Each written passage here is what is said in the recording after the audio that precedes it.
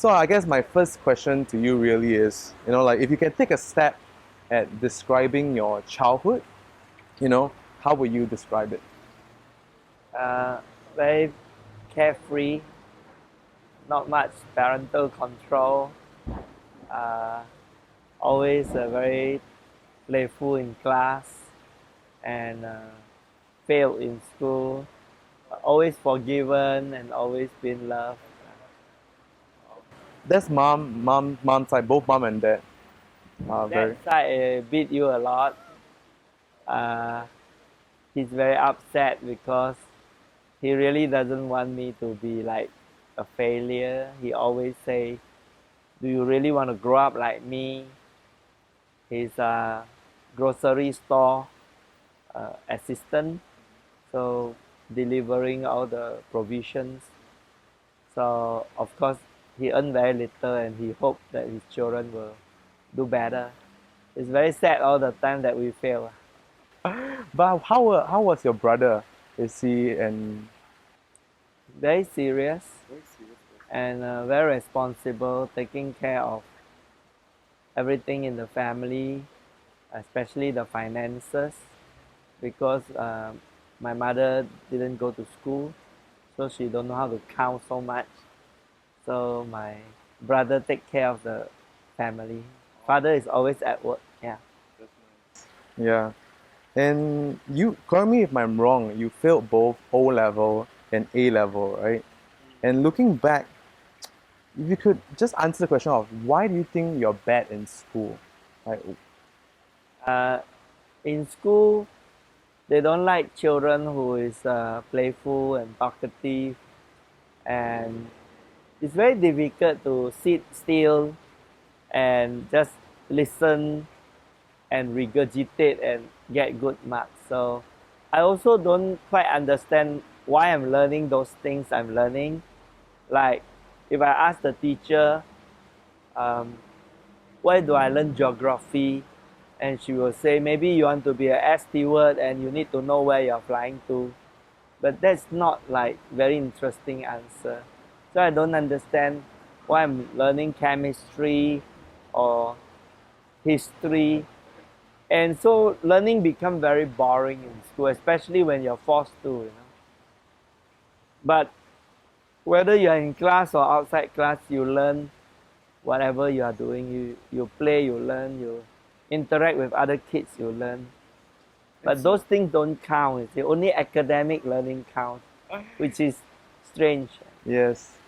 So basically, you summarize it in like you're just a very active kid, and also you did not know why you learned the things you are learning. Hence, there's no reason for you to put in the effort to sort of like continue to be working hard at those things. I think the same problem today with all the other kids. Nobody know why they are learning those things they are learning. They say, oh, you don't have to ask why, you just have to pass exam and you get a good job and life will be wonderful if you get good marks. It's also not true now. You might all be graduate but still not find a good job because you don't have other skill like how to get along with people or leadership skill or courage. You might be so scared. Yeah. And did you how did you turn those like, bad disadvantage into your favor? Like reflecting on where you are now and how you are before as a kid. I think if you're always forgiven and always loved, you feel safe. You feel that um, my mother will protect me. So you become optimistic, and whatever bad thing other people do to you, you know that your mother will love you. So I think that's a very important thing for children to know. And I don't really get punished by my mother.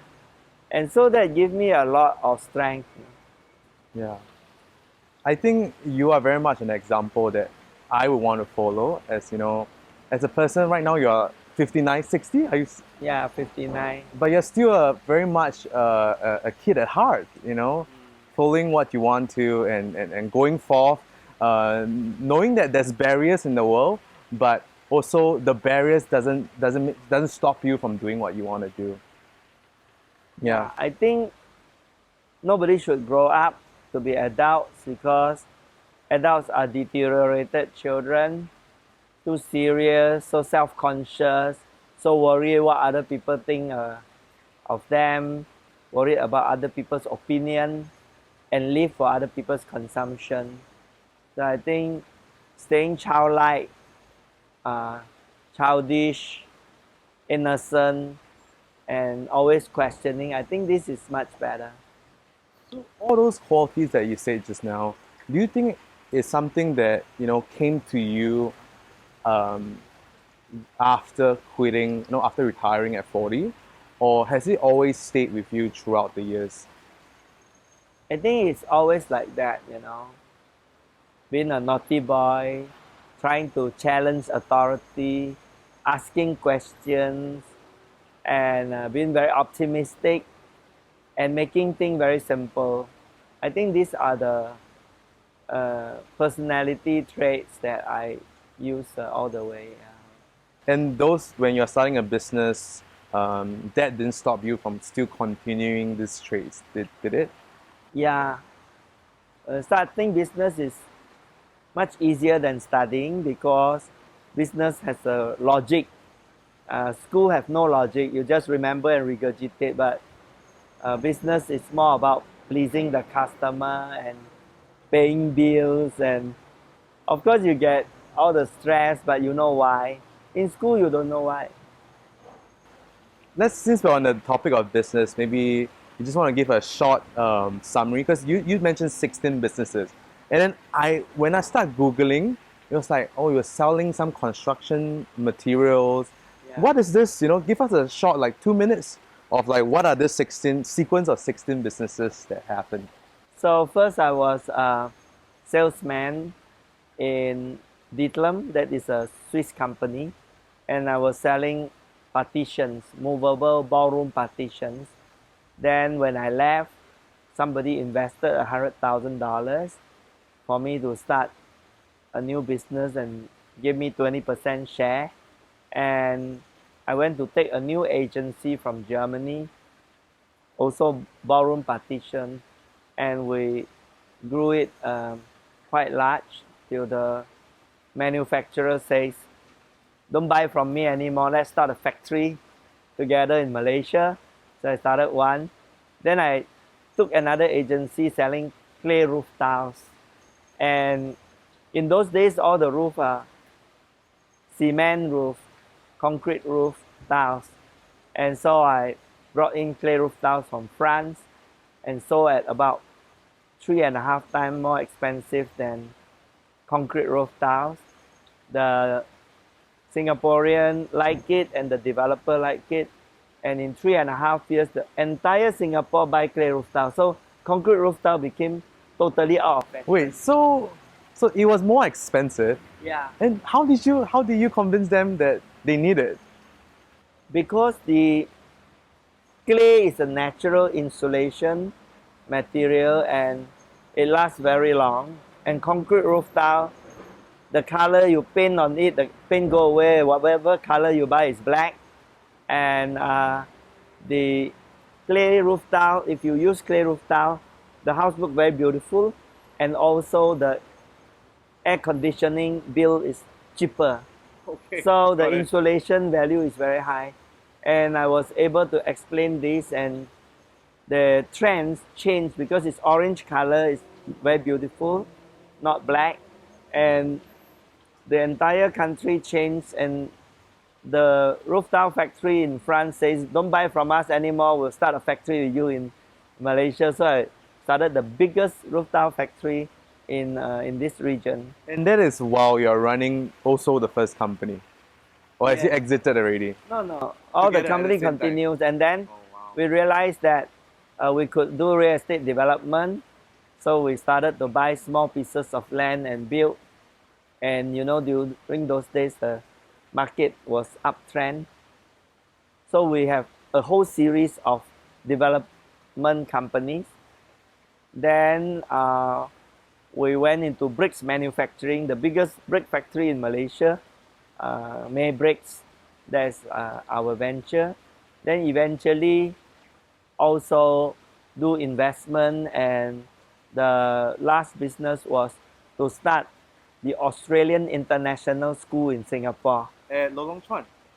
Right now in Lorong Chuan, but it started in Mount Sophia Methodist Girls School. We rent from them some classroom, and then from 32 students, we grew until 3,500 students. Then we sold the company away. Yeah. So as a businessman, right? Fundamentally, what do you think in business you are world class at? I'm not world class at business. I'm always a small, medium enterprise. I'm able to identify a need, and then find expert and find money and find partners to do it. I'm always a minority shareholder, but I leverage on other people's strength, and everybody go together, and when we make money, the next investment they will follow again. So this group of investors continue to follow. Every time I have a business idea, I call them. They don't have to think. They say, "Wow, always you make money, so I'll follow you, Based whatever on you your think." track record. Yes. But I think fundamentally you are a really great salesman, just selling first selling the material, then selling ideas. Selling ideas, yeah, but not world class. My business are not that big. Yeah. Um, what are some advices you would give to a young person fresh out of school for business advice if they want to be an entrepreneur? Try to serve the customer to extreme.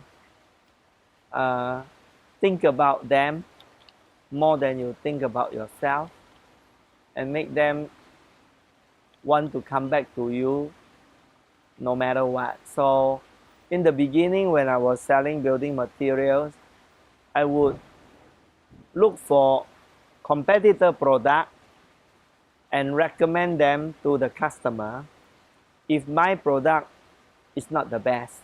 So if the customer says, I want it to do such and such a specification, and I don't have it, I will go and look for a competitor and introduce them to my customer. And most people won't do that, but the competitor would think I'm stupid, but the customer won't go away, because the customer says, no matter what I need, if you don't have, you get somebody else. So I don't have to like go hunting, but if you have, I will buy yours first. So I always have the first priority that they will buy from me, because I think for them more than I think for myself. And in return, the loyalty is very sticky. So they say, I'll just always call you first, because if I call you, I still have my answer no matter whether you have it or not. You see? Right. Yeah. I mean, it's kind of like being the source of the, solving their problem. Yeah. If you solve people's problem, they always want you to come back. Yeah. And what are some of the biggest business lessons you have gained from, starting many businesses? I think when the trend is very good, you thought that you're very smart. And then when the recession comes, then you realize that you're not smart. And sometimes winning make you arrogant, make you think that it was you. But actually, there are a lot of macroeconomics conditions. So you need to be quite fast to let things go. If environment start to change, you might want to cut loss and don't continue to lose even more. I'm curious to know, is there a story that made you learn that lesson, or someone have imparted an incident, or?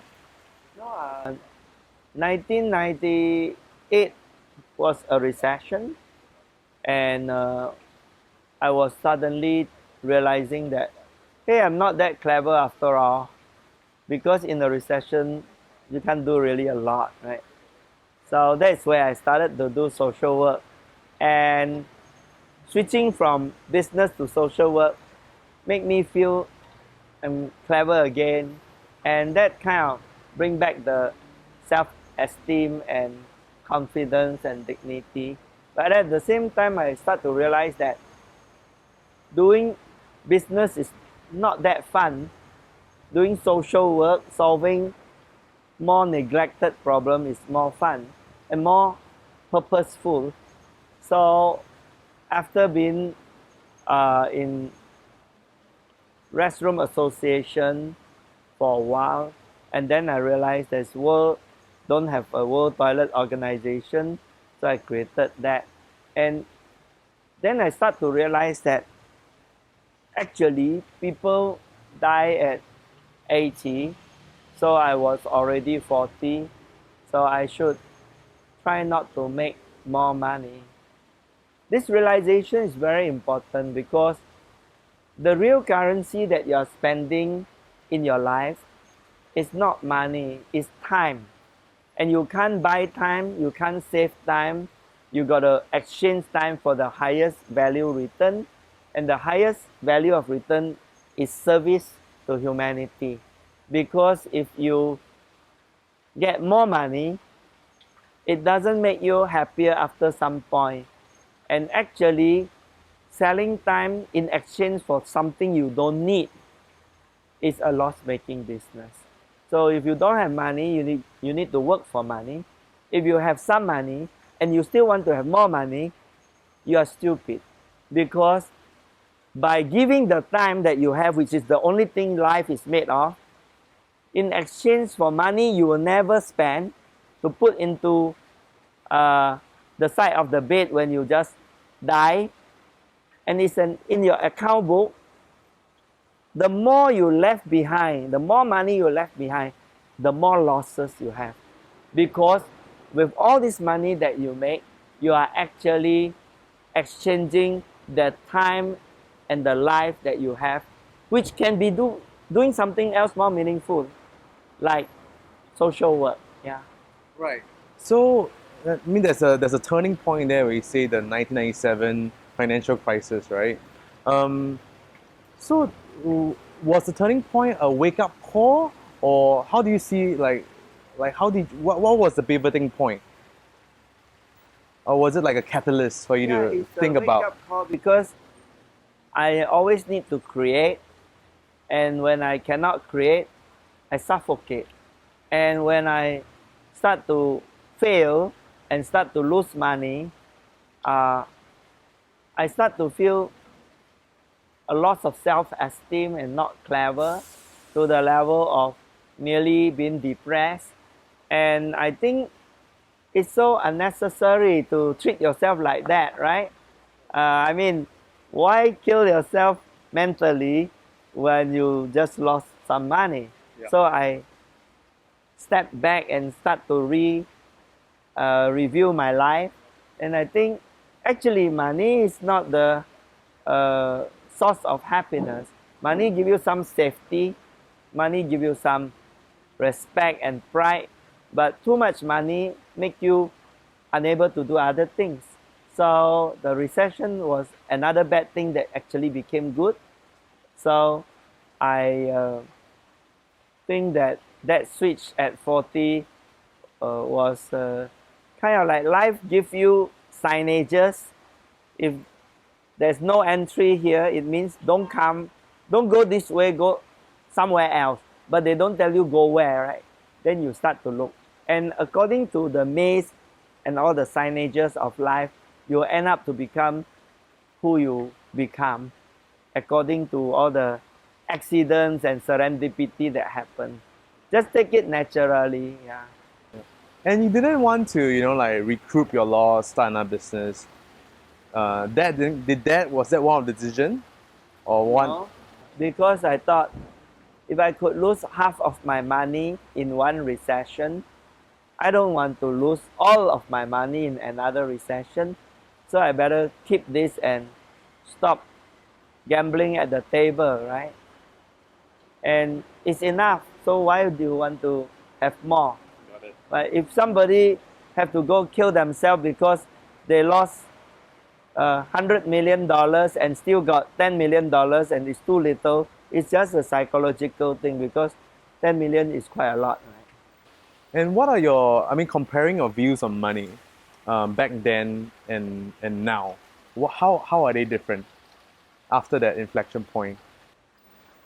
I become more detached with money and able to give it away, able to not be so friendly and intimate with money. And the same thing also when you start to do this work and the paparazzi came and you appear on TV, another type of intoxication happened, not money, but this time fame. And then you think that you are a great guy. But actually, fame is another distraction that you must tame. So greed, fame, fortune, jealousy, lust might be a good thing. Yeah. As long as you continue to love your wife, it's not a bad motivation. But emotions are not good or bad. They are useful. And so you have to keep tricking your mind so that you become motivated, but in a good way, and the end result is helpful for other people.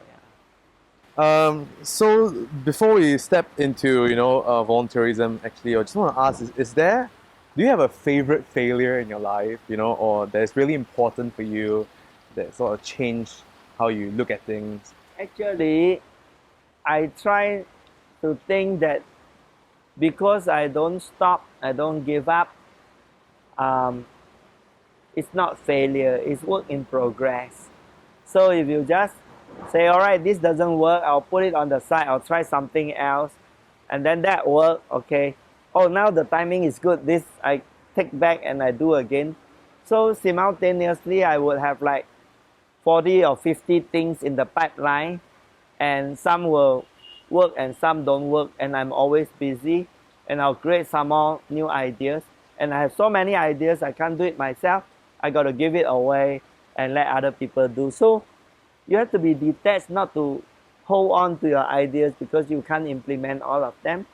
And I realized that doing an NGO, doing things in your own name doesn't matter anymore because you are going to die. So creating movement is more interesting than creating NGO. That means like World Toilet Organization, World Toilet Day is 19 November and it's open source and everybody celebrate World Toilet Day. They don't have to ask me for permission, right? But because it is a movement, it's open for everybody. If it was not a movement, if it was controlled by me, then I will become the obstacle of my mission. And this is a trap that a lot of NGO gets into because they think they are the only one that can save the world. So I want to save the world, but only me. Don't other people, please stop. Don't compete with me. I think that is a oxymoron. Yes. Actually, I would like to dig into that more. Maybe just rewind back a little bit on when you started volunteerism, right? And in fact, your first foray into volunteerism, I'm not sure if this is true. Whatever I read online is suicide counseling. Is this true? Yeah. SOS. Yeah. So it's one of those numbers that is stick all over in a financial crisis, and people call, and you're on the other side of the phone. Yeah. So they trained me to listen. They trained me for 9 months to listen. So there's a SOS has very, very good training. I remember the class started with like 30 people and end up with 6. And all the 24 didn't finish the class because they're either too self-indulgent. So if you are listening and counseling, you cannot indulge in a person's life. You have to be detached. You cannot be judgmental. And those training were very good. Except that it's very lonely. You sit there and sometimes the phone don't ring. Sometimes all the phone rings and you can only pick up one. and sometimes it's crank call, and so it takes a lot to carry on inside SOS. Can you tell me? Can you explain a little bit more about the 9 months training? What were you doing? What, like, is it a live situation where they call you and we start talking? It's not a full-time job, so you Okay. go there like once or twice a week at night, and then they train you, and they train you in listening skill. For example, if a girl say the mother-in-law is terrible, then another girl say, yeah, mother-in-law are always terrible. You know how I handle mine? Let me teach you my trick. And that's indulgent. That's wrong. You see. Or if somebody say to me, oh, my boyfriend left me and now I'm gonna go and kill myself because it's so unfair. Then you don't say, don't worry, you know, there are tons of boys and there are more fishes in the ocean. You can always get another one. These are all, Right. So what will you be saying? you should empathize about the feeling, how they are feeling now, and make them feel that somebody can feel their pain, and somebody is listening, and somebody cares to pay attention to them. And then through the conversation, you don't give any advice, but they feel that they have received guidance until they saw a way out. And usually if the call finished and they say, thanks for all your advice, but you didn't give any advice. So you have to see if they, at the end they feel comfortable and at ease with themselves and accepted the situation well. And is there usually like a follow-up call or? No, if they don't call us, we don't know who they are. It's all anonymous. We also give fake names. They don't know who we are. And we will never meet them unless it's kind of like a life and death situation. The husband is going to beat her tonight again, and then you have to send for police, some okay. rescue and all that. Yeah. If there's no urgency to meet them, we also don't meet them. The police will don't meet them, Okay. or they go to a halfway house or something like that. Right. And how did that transited into restroom association? So before that, I tried heritage conservation of old buildings, because at that time they were tearing down a lot of buildings, and also trying to conserve Chinatown, Kampong Glam, Little India, and all these old houses like this one.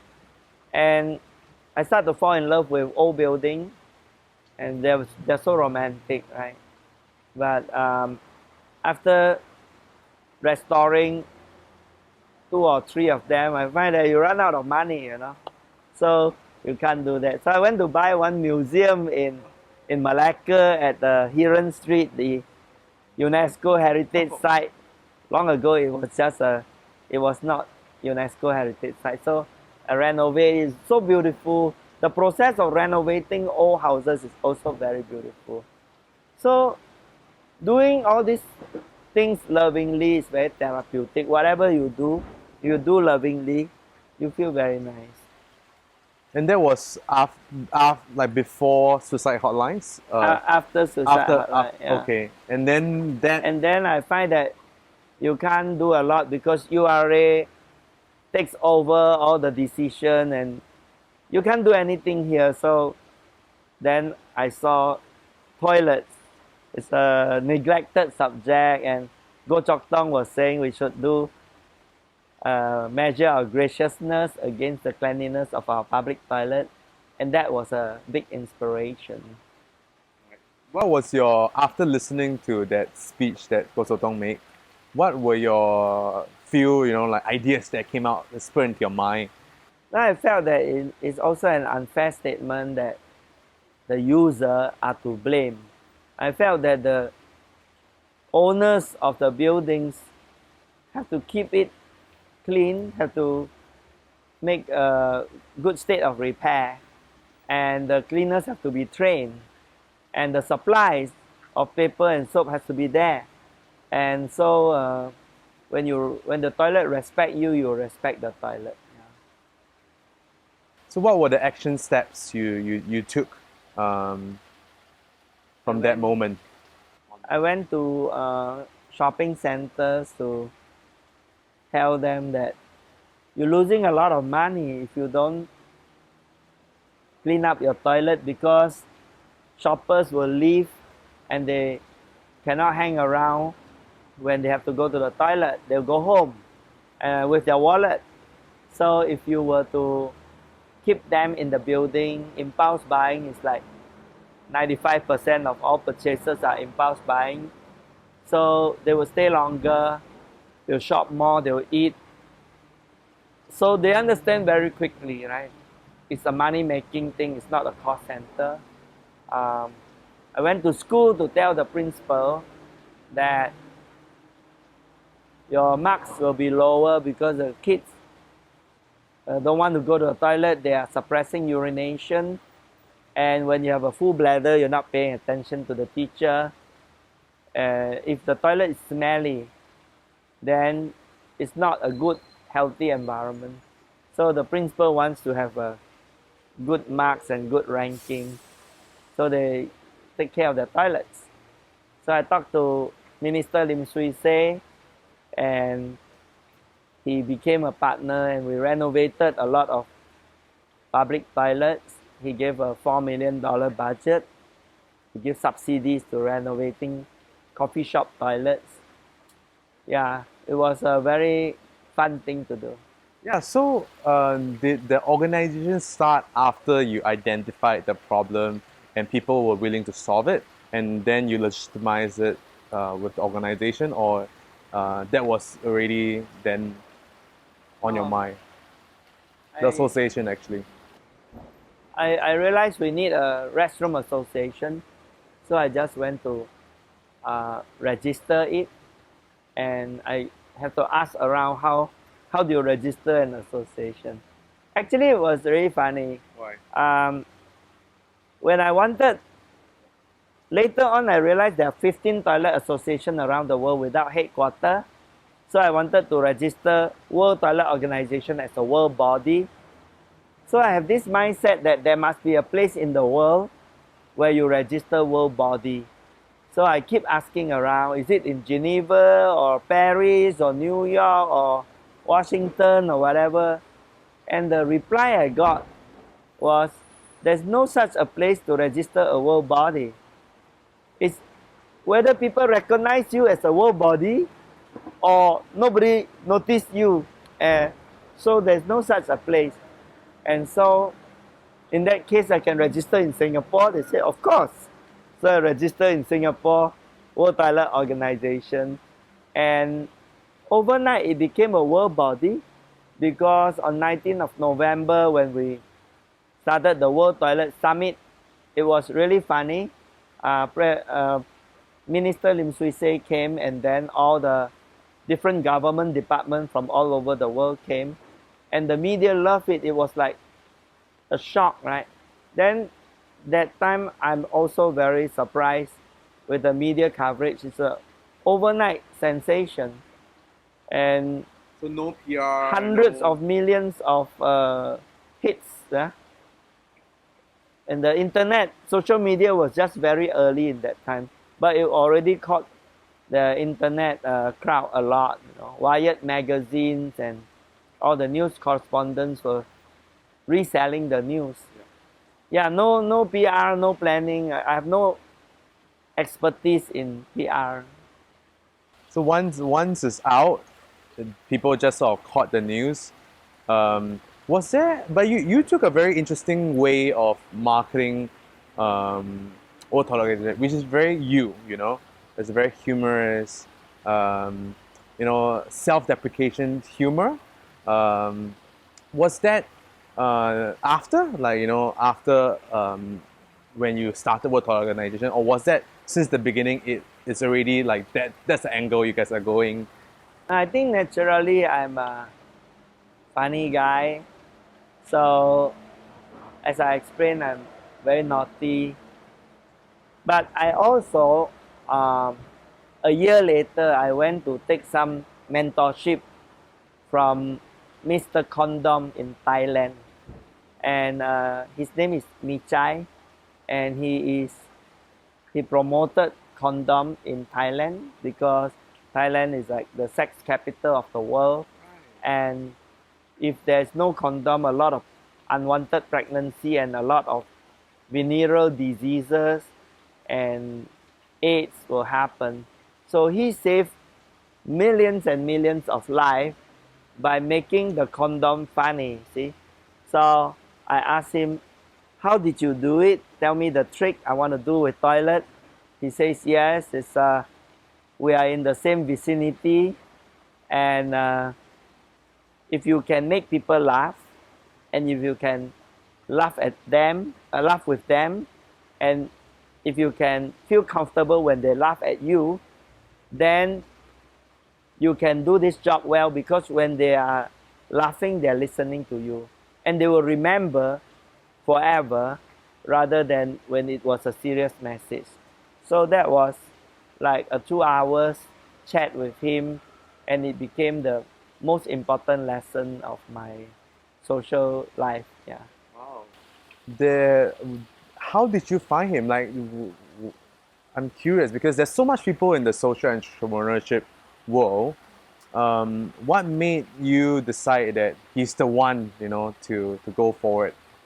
So I read about Mr. Condom, but I don't know how to find him. And when I was in Kitakyushu in 1999, all the toilet association met, and then the Thai sewerage department senior officer was there, and then I asked her, can you connect me with Mr. Condom? I'll fly to Bangkok to see him, and she made the introduction, and that's how it happened. Okay, and you specifically chose him because of the humor, like Yeah, I think that his model is most suitable for me. His subject is also very taboo, and he was very good. He went to the brothels to blow condom into balloon and teach the prostitute that condom is a girl best friend. He doesn't moralize a problem. He effectively solved the problem. Whereas the church was against him promoting condom, and they scolded him, the Catholic Church. And I say, how do you handle the church? They scold you. And he says, I will apologize to them. I will say, I'm so sorry, I'm young, I'm naive, I always make mistakes, and make them very happy. And then when he leaves the meeting, he'll continue to do what he do, and they give up trying to counsel him. so. Actually, the truth is, he actually have a bigger bigger weight on his shoulder because condom is even a more taboo subject, especially in a country like Thailand. Yes. But for sanitation and toilet, it was lumped together with water. That's true. And then water is glamorous and lots of funding goes to water and no money goes to toilet. And that is like the ugly sister. And I prefer to handle this because without proper sanitation, all the shit will go to the river, contaminate the water. But the vanity of the world does not allow them to say shit, toilet, poop, sanitation. So they call it a water agenda. And it makes no sense, If you call something something else, how will anyone ever know, right? Exactly. So we're going to take a step back a little bit and ask you, what are some of the most common misconceptions about social entrepreneurship? A lot of time, people think that social enterprises will be very profitable and also save the world. I think that can happen if it grows to scale, but it will not maximize profit, because if you price it too high, the number of customers will be less. So if you price it just to survive, then you have to be very good at it so that you won't suddenly suffer losses. And a lot of social entrepreneurs are actually relying on grant a lot. And I think grants are hard to get nowadays. So you have to dream very big to be social entrepreneur. Maybe It's much easier to be a commercial businessman, Oh. you know. Yeah. How would you define social entrepreneurship? It's not good to have a fixed definition, Okay. but basically to solve social problems with a business model or business ideas. For example, the World Toilet Organization don't really make money, but it creates the impact through business leverages. So we leverage other people to do things for other people. So if we were to think about the entire advocacy of World Toilet Organization, people will think, oh, advocacy is just fluff, you know, you're talking only. But if World Toilet Organization did not exist, then they will still call it water. Sanitation will not be attended to, and sanitation agenda have to compete not just with water. You have to compete with sports, football. You have to compete with elections. You have to compete with movie star scandals, and all the media is covering everything, right? So where does shit compete with all this climate change and cancer and, you know, AIDS and all that, right? Yeah. So these are all very, very big subject. And by making it funny, we are able to make sanitation visible, and then the people can get solution. But how do you get it? I'll just explain the whole leverage process. Yeah. I tell funny story. Yeah. I do stunts photograph that are very sacrificial, sit on toilet and look wrapped with toilet paper and all that. Then the media loves it. The media give it a lot of coverage. They got attention.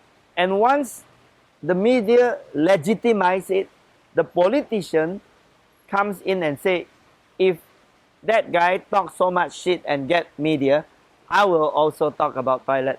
And then he start to talk about toilet, and then public policy happen. So the bureaucrats take the cue from the politician and start doing public policy. So the media is not interested in any story. They're interested in readership, and they're interested in advertising income. So a story like mine helps them to get their objective. So they don't need to be toilet story, but it's a mutual, say, Win-win. win-win. You know, mutual exploitation is collaboration, right? Now, the politician is not interested in which subject. He just wants to win votes and be popular. So if the media give him the story, give him the coverage, he will do toilet. So you can see both of them are not interested in toilet, but both of them are getting what they want through this leverage channel. The bureaucrats like to be the friend of the politician, so they come up with public policy. And then the academia, the professor, they need to publish or they lose their tenure, publish or perish. So they're not particularly interested in sanitation, they just need to keep their job. And then you get World Toilet Summit and media, and then they can publish, right? Then the donors find, oh, my money can go anywhere, but this one is now touch my heart and I'm going to support. Because you see the leverage process. Yes. So you don't need to do things yourself if you can make other people do things for other people. Yeah. But how much money are there in the whole process? Hundreds of millions of dollars are in action, and no money comes to me. The media value would be hundreds of millions of dollars. The political investment sometimes runs into billions of dollars, but you cannot attribute it to World Toilet Organization because it is a trigger effect. Yeah. But if you see the chain reaction, you understand our work much better. I think also maybe there's a misconception when you say it's a business, right? Because you in the media just paint billions, and then you look at then World Toilet Organization is a business. But the truth is, like what you say, the money doesn't come to you. Yeah. and it's not a real business, but it is social entrepreneurship because it is a spirit of enterprise, but it is not an enterprise. You see? So when people try to define things too tightly, Yeah. then you will block out new innovative thinking. So the space should be let loose so that people can think openly what it takes to solve the problem rather than what the definition is.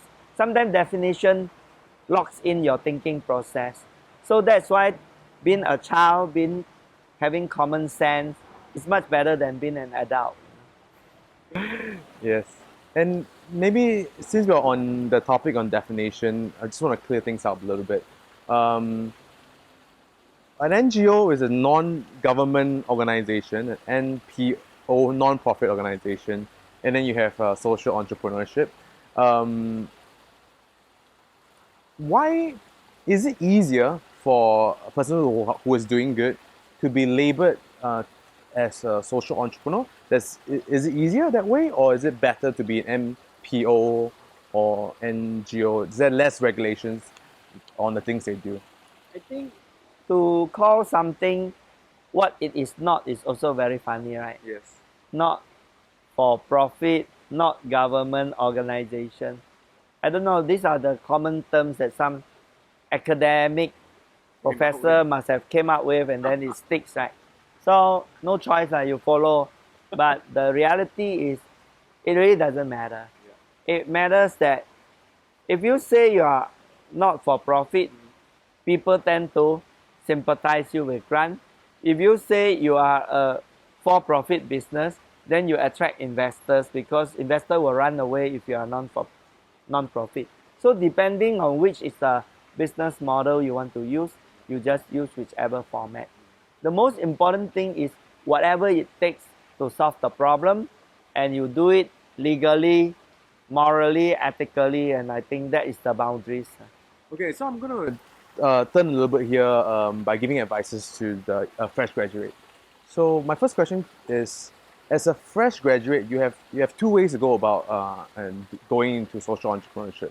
One way is kind of like start your business, like what Bill Gates does, earn a lot of money, and then move on later in life to do social work.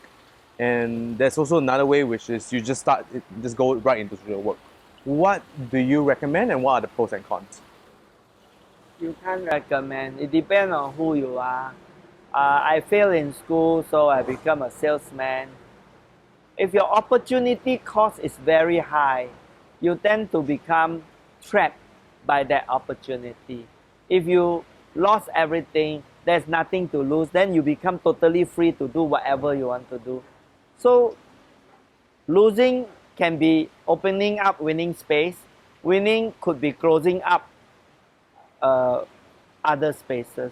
So all these things are depending on what happened to you. I think that to live naturally and follow the flow, but always looking out for opportunity and be very inquisitive, ask stupid questions, ask questions that would not be allowed to be asked, and just keep going like that. You will discover life. Most people study something and then end up doing something else, right? Some people study geology and then they end up doing social work. Some people study social work, they end up become a lawyer. Whatever, just do what pleases you most. The things that give you the highest energy, do it. The things that takes away your energy, don't do it. The people who give you energy, go along with them. The people who sucks out your energy, avoid them. That's all right. That's life. Right. And you wouldn't know until you try. So try.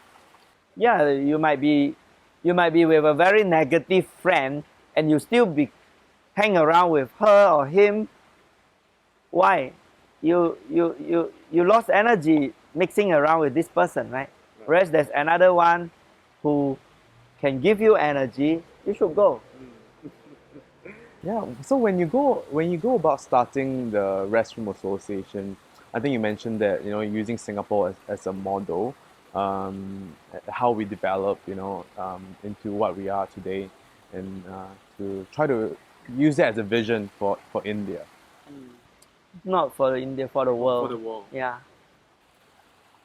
What did Singapore did correctly, and yeah, maybe let's just go on that. Singapore is the best managed country in the whole world. Singaporeans don't understand that. You know, this is a country that has no resource, but it's very clever.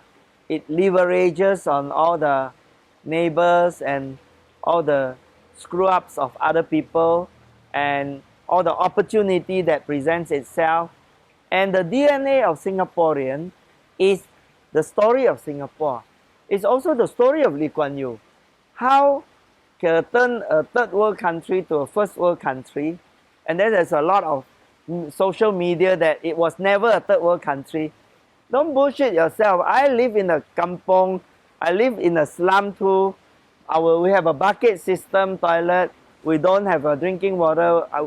I was running around naked with other kids. We were all naked because we have no clothing. So the people say, no, never. We were all very good. The very good picture were the houses of the Ang Mo. In Serangoon Garden and in all these Ang Mo houses, of course they are very rich. But the ordinary people were very poor. So if we can turn from third world to first world in 25 years, using the market forces, then so can other countries. So I thought, since Singapore did it, why don't we help other countries do it? I want Singapore to be the epicenter for the base of pyramid trade, which has 4 billion new customers. These 4 billion people earn average of $2 to $3 a day, US. But if you do the same like China did or like Singapore did, they will eventually become middle class. And then the world will be fairer, because you cannot have a world economy running on 3 billion people and leave the 4 billion out of your formal economy. That is not fair, because when they are inside our world economy, they can trade, they can create jobs, the multiplier effect of the dollar, the velocity of money in their local economy can run. And so when I wanted to do this, I went to study at the Lee Kuan Yew School of Public Policy. Just hold on that thought. I just want to explain base of pyramid to the rest. And Jack, please correct me if I'm wrong. So base of pyramid, you have the top tier and then you have the bottom tier.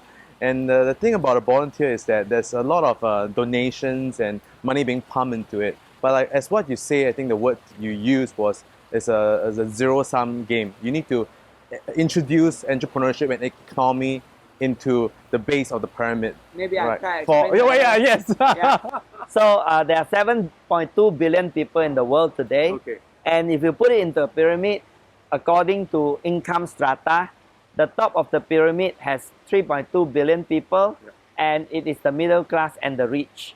And the whole world economy focuses on these 3.2 billion people, and the other 4 billion people who are lower income are not part of the global economy, and we call it the base of the pyramid. So because they are not part of our global economy, they cannot get out of poverty. For example, they are farmers. They plant coffee, they plant rice, they plant all the food that we eat, but they get very little for the price because the multinational suppress their price. They don't let them connect with the world economy, and the NGOs make it worse by using the charity money to create a market price of zero. And when market price is zero, the local businessman cannot compete because it's a donation, it's free. When you cannot compete, you cannot create local enterprises, you cannot create jobs. So market price of zero, which is caused by charity, is a market distortion. Whereas if there's market has a price, they will have entrepreneurs, they will have jobs, and their economy will grow. So a lot of people think donating money is good. Well, in a disaster, donating money is very important, but in a chronic situation, distorting the market is actually very bad. Damaging to the Very economy. damaging, yeah. So instead of that, base of pyramid was born. So you want to create. How are you doing it? It's a very big challenge. Yeah. So I think about everybody knowing all the solutions. So every solution is already found, but it's in little pockets all over the world. And Ashoka has collected all these social entrepreneur ideas. And if we were to let each one of these, which are not very profitable because they are too small scale, if you scale out all of them by letting everyone copy everyone, it will work very well. And small players can play at the same level as multinational. So small medium enterprise in Singapore can also enter this market and do it somewhat profitably. So if they are borrowing money at 30, 40, 50% interest, it would be running like Courts, you know. Courts can sell you a product and don't make much money, but they make a lot of interest, right? And if Courts goes to the BOP market, he'll do a boomtown business. So what is stopping Courts from going there is that, oh, I don't know this market, I don't know the people, never been there before. So if you make things easier, you can run the local economy. And nobody should be deprived of drinking water. Why must they drink dirty water and get sick, and then their children have diarrhea and some of them die? Why must they have no toilet? Why must they have no housing, sleep on the street? All these are because of market inefficiency. What we want to do is to create market efficiency by bringing the market to the poor and involving them. Got it. Let's just switch over a little bit to education. Since you're talking about Lee Kuan Yew School of Public Policy, what was it that made you want to learn in the Lee Kuan Yew School of Public Policy? I've never been in a university and I didn't graduate, so I felt very inadequate. At 52, Right. My mother said none of her children graduated, so I told her, no, I can do that. That was one motivation. The other one is that I keep giving the government very good ideas and they keep on rejecting me and no, no, no. And I wonder why.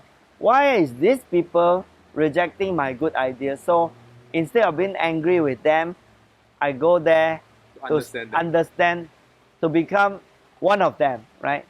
And after I studied, I know that government is not monolith. You have to find that person because they are all not the same. So people working in government are like us. You cannot say suddenly because they work in the government, they are all the same. They're not the same. You have to find the one who wants to do this with you. And they don't identify themselves. They don't wear a t-shirt. I'm the one you're looking for. You don't know. So you kind of like a girl looking for a husband, very hard to find. So you have to do trial and error, and along the way, of course, you get very disappointed. A lot of people give up, right? What did you, other than that, is there anything you learned out of the 4 years? I learned a lot, like cost-benefit analysis.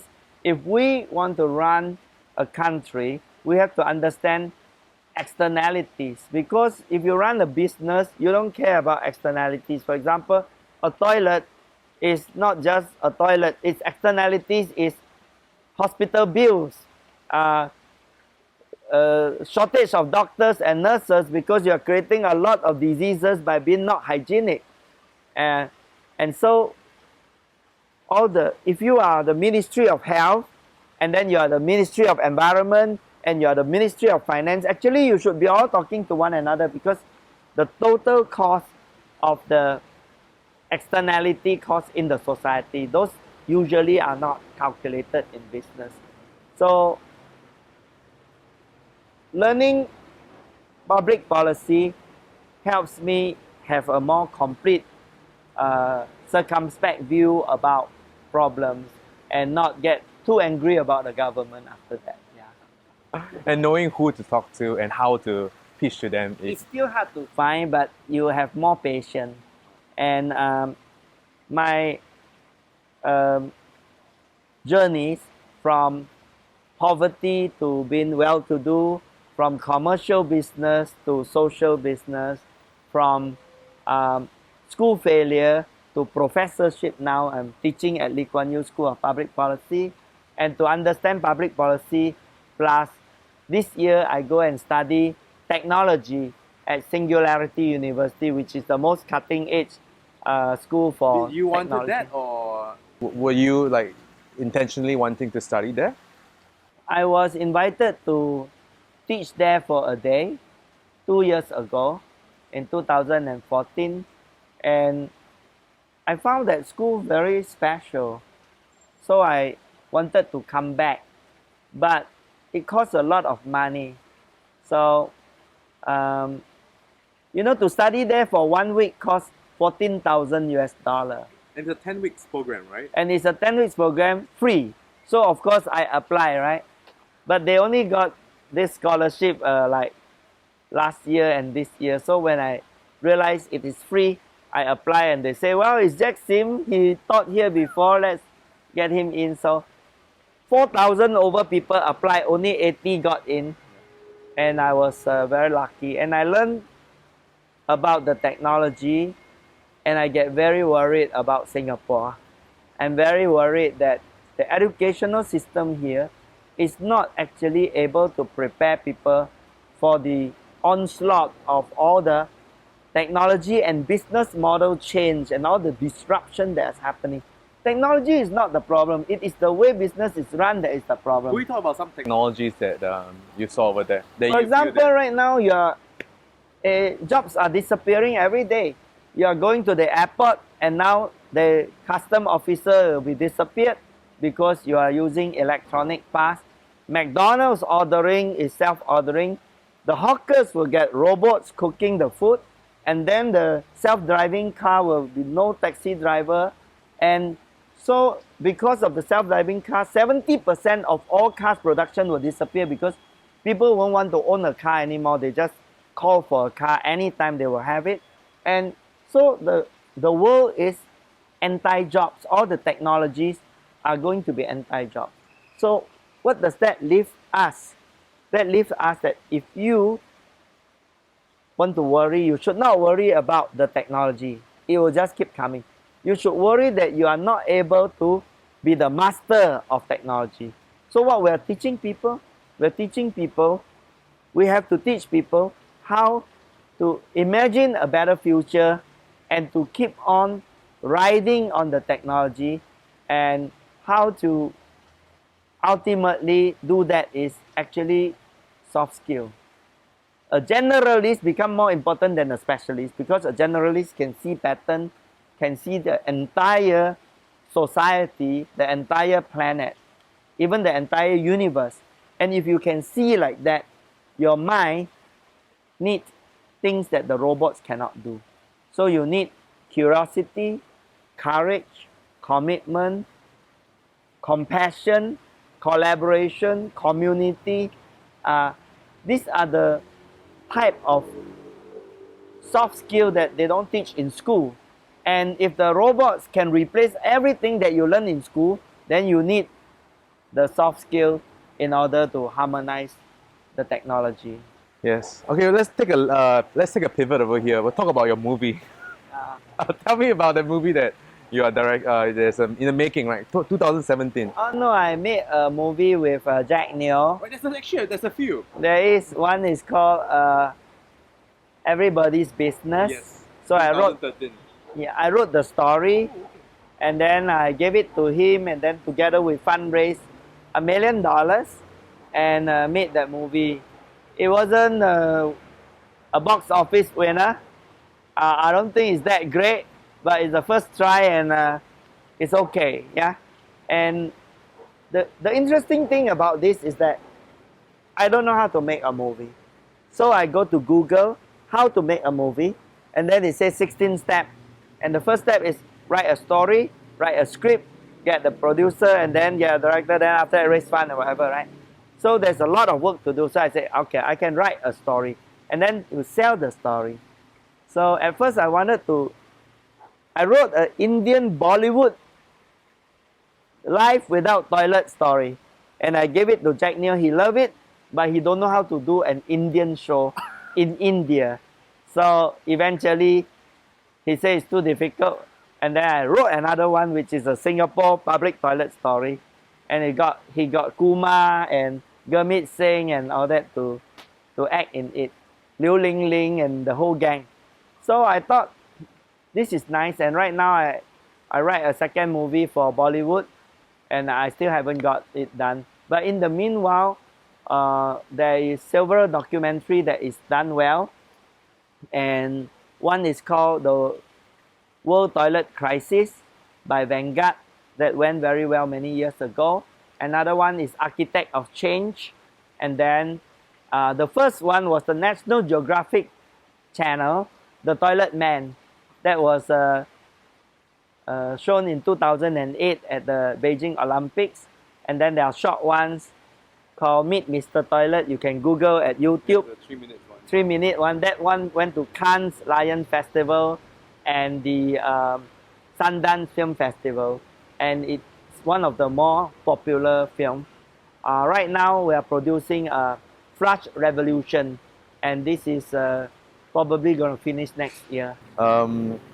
What is your criteria of choosing the next project to do? Because you have so much things to do on your hand already, and you're still adding on more. What made you choose? And you have so many ideas, right? What is your decision process like when you commit to an idea? No process. Also, Is there a criteria? no criteria. As long as it's neglected, it's a pressing problem. If somebody else is handling it, well, then don't touch it. But if nobody is doing it, then go and do it, because problems should not be left alone. All right, so some rapid fire question. Your answer don't need to be rapid. Are there any books or documentary you like to recommend? I don't read books, so I don't know how to recommend. Sure. Yeah. There's a film I like, it's called In Time. In Time. And it is a film about everybody given some 25 years to live, and then you buy goods with your time until the time is gone, you die. So this is the way I live my life. I get a countdown clock on my cell phone, and every day is one day less, and I will die at 11 p.m. on my 80th birthday, and now I have 7,389 days today. So it's like 1,000 weeks later, you don't see me anymore because I'm dead, right? So when time is the real currency of life, you live your life in a very precious manner. You cherish every moment. You want to do meaningful, useful things. You don't want to go and waste time anymore. So death is a strong motivator for me, and that movie is really nice for me. If your 80-year-old self were to appear right now, and what advice do you think your 80-year-old self would give to you? I think you will say you should have done better. You're not good enough. You are still unable to mobilize the whole structure so that it's the most efficient and most powerful. Go find it, yeah, and don't reach 80 years and become a disappointed person that those missions are not achieved yet. Yeah. And reflecting back, if you were to give your maybe 20-year-old self and 40-year-old self advice, what would they be, and place us where we're at? So 20 and 40. I don't think I have much advice, because at 20 you don't know anything. So the innocence are good, and innocence means you can open up your thought and do whatever. My 40 self, I've already switched. So I think if I were to live like that again, it's okay. It's not so bad.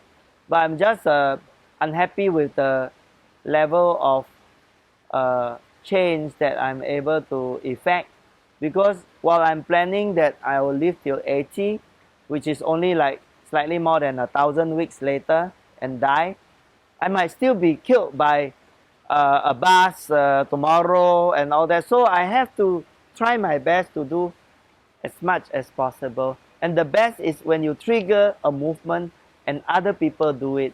And then after you die, it really doesn't matter if there are people at your funeral, because you know why. You don't know, right? You're dead already. So whether you are remembered, that's absolutely not important. The most important thing is that people have created a new way of solving problems, and you have triggered that, and you are part of that journey. If you can give someone a like the cornerstone, the pillar of a movement, what would that be? What are the cornerstone? It's a belief system. Religions are movement. Climate change is movement. Consumerism is movement. Branded goods are movement. Every time you create a belief system, people start to believe and everyone follow.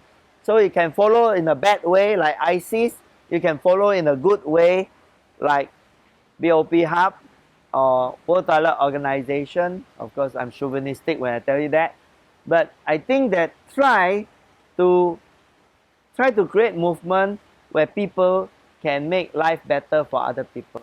What would be the belief system of BOP Hub? That people can get out of poverty, everyone, if they have opportunity to do business and to create jobs.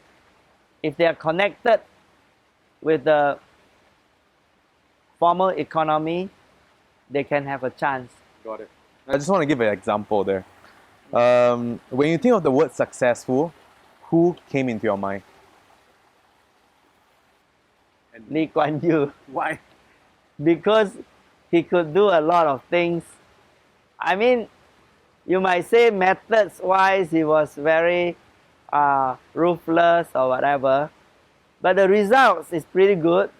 So, you know, I think it's a very strong inspiration, and it's very useless and unhelpful for the social media to attack him, because for me, I don't care whether he's a good man or a bad man. I care that it is very useful for us to believe he's a good man, because it gives us pride as a nation that the founding father is a good man, right? Why do you want your founding father to be a bad man? That's stupid, right? So it helps for us to believe that he was good, and it helps for us to understand. And I think Singapore would not have been like that if that spirit of enterprise and gumption was not there. That is why the loss of gumption here makes me want to start another initiative called the School of Gumption. I want to teach the 7 C's, the soft skill, which is curiosity, courage, compassion, commitment, collaboration, and communication. So all these things we want to teach in the school. Are there any routines or habits that you find important? I'm lack of sleep, so I need to sleep more, which made me think I should start a sleep business also. Yeah. Any problem is an opportunity. Are there any says or do you for the audience listening? Like, don't waste time. You can be really awesome. Think very big. Think of things that scares the hell out of you, and believe that it can be done. Not by yourself alone, but by everybody. And then go and mobilize them. Don't think small. Small is not sexy. Small is not meaningful. Think huge, and think of a very beautiful world that you can create. Don't try to serve yourself too much, because when you serve yourself, your consciousness narrow, and you become very narrow-minded, and then later on you become very miserable. Serve others so that your consciousness open up and you became sustainably happy. That's great. What are some of the projects that you're doing? We created 100 voices, Yes. and we want to make a open platform for people to discuss how to improve the educational system. And I think this is helpful for the Ministry of Education because they also need the parents to understand how they want to improve and the constraint that they have, because they're very scared that the parents will go and attack them. And the parents are very scared that their children will not grow up to be having better life than them. And the employers at the same time are saying, I can't get enough talent, so I got to go and import from foreign because your current educational system are producing followers, are producing people who always ask me for permission, people who can't decide for themselves. So this is what Singapore educational produce. So I don't want this, so I go and import from India and everywhere else. And then you have all these social problems. Why don't you change the educational system so that our people can be as good as the foreign talent? And surely we can be. But you are making a rote learning process, you see. And all the time, government is telling us, you are weak, you are vulnerable, you are not very good, but don't worry, you have good government. But this kind of indoctrination makes us feel very inadequate and feel weak, you know. So don't do that. The American parents always say, you can be whoever you want to be. Yeah, this is the American dream. You can be awesome. You can be the president of the country. That's the way to encourage your child, right? Got it. Yes. So 100 voices. Are there any other projects people can look forward to? A lot. BPO. a lot. Because I just created the fortified rice Yes. program to give nutrition to foreign workers, and we run it as a business. So we just got funded $1 million, and we are now beginning at the valley of death. We must get a lot of customers or we'll go bankrupt. So non-stop lah. There's so many. Yeah, where can people find you on the internet? Join my Facebook, Jack Sim Facebook. I like to talk to people through Facebook. Okay. Yeah. All right, we're done. Thank you very much. Thank you. Thank you.